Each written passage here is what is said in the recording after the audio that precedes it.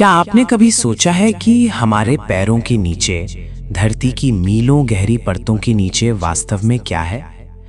विज्ञान कहता है लावा और पिघली हुई चट्टानें, लेकिन हमारे प्राचीन ग्रंथ कुछ और ही इशारा करते हैं।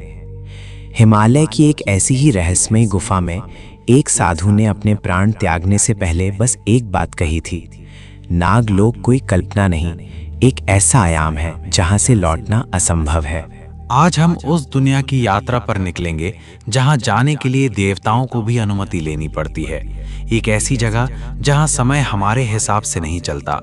आज हम जानेंगे नागलोक की शुरुआत कैसे हुई, क्या नागमणि सच में समय को रोक सकती है, और सबसे बड़ा सवाल, क्या वाराणसी या प्रयागराज की गहराइयों में आज भी नागलोक के द्वार छिपे हैं?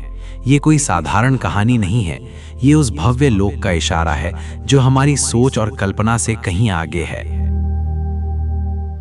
कहानी शुरू होती है करोड़ों साल पहले, जब ये सृष्टि बिल्कुल नई थी और पंचतत्वों का कोलाहल अभी शांत भी नहीं हुआ था। उस समय महर्षि कश्यप की दो पत्नियां थीं, कद्रु और विनिता।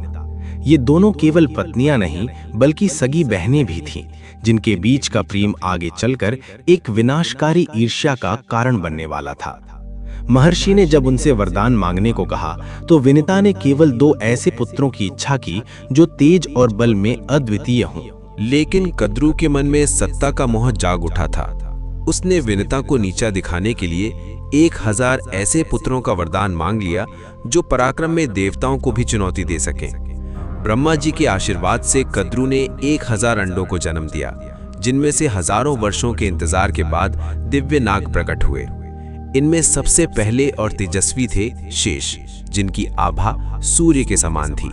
फिर आए वासुकी, जिनका शरीर इतना विशाल था कि वे पूरे समुद्र को लपेट सकते थे। और फिर तक्षक, जिनकी बुद्धि और विष की तीव्रता का कोई सानी नहीं था। ये नाम केवल सांपों के नहीं थे, बल्कि उन महाशक्तियों के थे जिनके मस्तक पर जन्म से ही ऐसी मणियां जड़ित थीं जो पाताल के घोर अंधकार को भी चीर सकती थीं। ये इच्छाधारी शक्तियां थीं जो क्षण भर में अपना रूप बदलकर किसी भी आयाम में प्रवेश कर सकती थीं। ये वो दिव्य शक्तियां थीं जिन्हें प्रकृति ने एक विशेष कार्य के लिए चुना था। किसी को भगवान का आसन बनना था तो किसी को पूरी पृथ्वी का भार अपने मस्तक पर धारण कर इस सृष्टि का रक्षक कहलाना था। लेकिन शक्ति के साथ अहंकार भी आया। एक छोटी सी शर्त और छल के कारण नागों और गरुड़ों के बीच वो शत्रुता पैदा हुई जिसने आकाश और पाताल के बीच एक कभी ना खत्म होने वाला युद्ध छेड़ दिया। जब नागों का अहंकार बढ़ा और वे अधर्म के रास्ते पर चलने लगे, तब शेष नाग ने अपने ही भाइयों का साथ छोड़ दिया। ब्रह्मा जी के आदेश पर शेषनाग ने हिमालय की चोटियों पर हजारों वर्षों तक वायु पीकर कठोर तपस्या की। उनकी भक्ति देख ब्रह्मा जी ने उन्हें आदेश दिया कि वे पूरी पृथ्वी को अपने फन पर धारण करें ताकि सृष्टि का संतुलन बना रहे।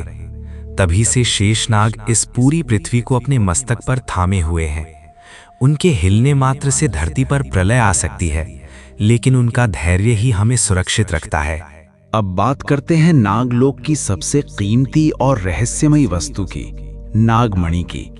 इसे लेकर दुनिया भर में कई भ्रांतियां हैं, लेकिन पुराणों के अनुसार ये कोई साधारण रत्न नहीं बल्कि एक लिविंग एनर्जी यानी जीवित ऊर्जा है। इसकी रचना की कथा भी अद्भुत है। शेषनाग की तपस्या, वासुकी का धैर्य और तक्षक के विष की सबसे शुद्ध बूंद को जब काल सर्प गुफा के नीले यज्ञ कुंड में अर्पित किया गया, तब इस दिव्य मणि का जन्म हुआ। कहा जाता है कि नागमणि जिस नाग के पास होती है उसे कोई भी पराजित नहीं कर सकता। ये मणि ना केवल चमकती है बल्कि इसमें अपनी चेतना होती है। ये अमृतत्व, अदृश्य होने की शक्ति और यहाँ तक कि समय की गति को धीमा करने की क्षमता रखती है। लेकिन याद रहे, ये मणि केवल उन्हें प्राप्त होती है जो निस्वार्थ भाव से सृष्टि की रक्षा करना चाहते हैं। स्वार्थ के वश में होकर इसे छूने वालों का अस्तित्व नागलोक की गहराइयों में कहीं खो जाता है। नागलोक का वर्णन केवल एक या दो पुराणों में नहीं बल्कि कई महापुराणों में विस्तार से मिलता है। हमारे ग्रंथों के अनुसार पृथ्वी के नीचे 7 अलग अलग लोक हैं, अतल, वितल, सुतल, तलातल, महातल, रसातल और पाताल।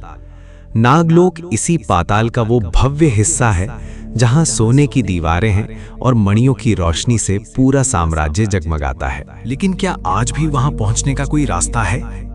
पौराणिक मान्यताओं के अनुसार भारत में ऐसे कई स्थान हैं जिन्हें नागलोक का प्रवेश द्वार माना जाता है। प्रयागराज में यमुना किनारे स्थित तक्षक कुंड, जिसकी गहराई आज भी रहस्य है। उत्तराखंड के पाताल भुवनेश्वर की गुफाएं, जहां आज भी पत्थरों पर नागों की ऐसी आकृतियां मौजूद हैं जो मानव निर्मित नहीं लगती। और वाराणसी का वो गुप्त मार्ग, जहां जाने वाले लोग कहते हैं कि अंदर बिताए कुछ पल धरती के कई घंटों या दिनों के बराबर होते हैं। क्या ये संभव है कि नागलोक वास्तव में एक टाइम पोर्टल है जहां विज्ञान के नियम बदल जाते हैं? आज का विज्ञान भले ही इन बातों को मात्र एक कथा माने, लेकिन क्वांटम फिजिक्स और मल्टीवर्स की थ्योरी धीरे धीरे उन्हीं सच की ओर इशारा कर रही है जो हमारे ऋषियों ने हजारों साल पहले लिख दिए थे। नागलोक केवल सांपों का घर नहीं, बल्कि एक ऐसी उच्च चेतना और ऊर्जा का केंद्र है जो इस धरती के अस्तित्व को संभाले हुए है। हो सकता है कि नागमणि और नागलोक के द्वार हमारी आंखों के सामने हों, लेकिन हम उन्हें देख न पा रहे हों, क्योंकि उस लोक में प्रवेश के लिए केवल शरीर नहीं, बल्कि एक स्थिर मन और शुद्ध आत्मा की आवश्यकता होती है। अगर आपको नागलोक की ये यात्रा रोमांचक लगी तो इस वीडियो को शेयर जरूर करें। कमेंट बॉक्स में जय नागदेव लिखना ना भूलें और हमें बताएं कि क्या आपने कभी ऐसी किसी अलौकिक शक्ति को महसूस किया है। मिलते हैं अगले वीडियो में एक नए और अनसुलझे रहस्य के साथ।